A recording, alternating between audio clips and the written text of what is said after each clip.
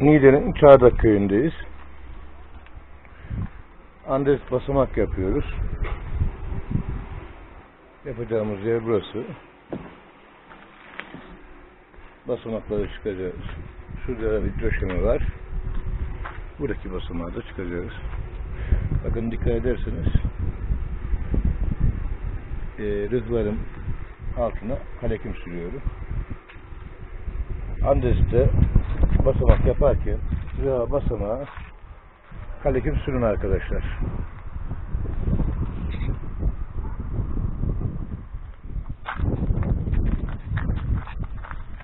İlk basamağı yaptığında şu alt kısmı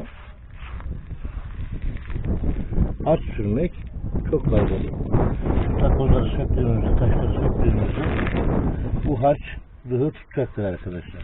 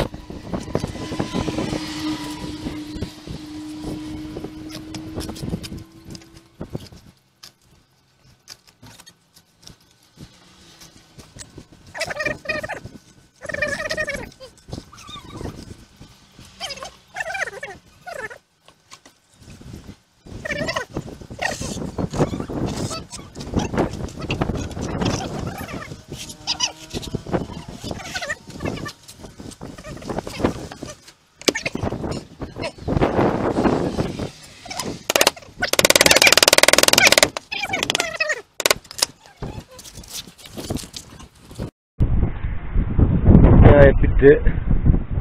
Çok şükür. Saat 10'da başladık. Sabah. Şu an akşam 7. Bitirdi.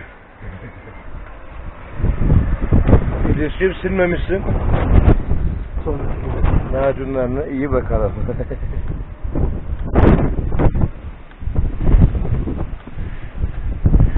En üstlere sadece yüksek rıh koyuyoruz.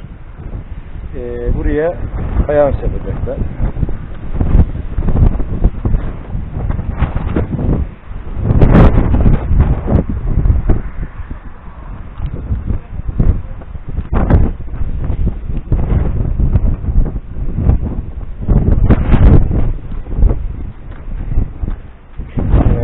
düzlüğüne bakalım.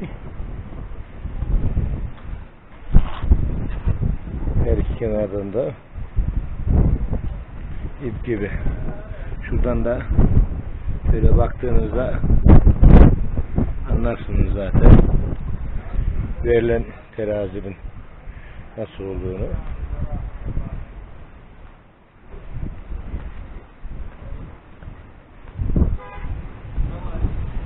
Çok şükür böyle bitirdik.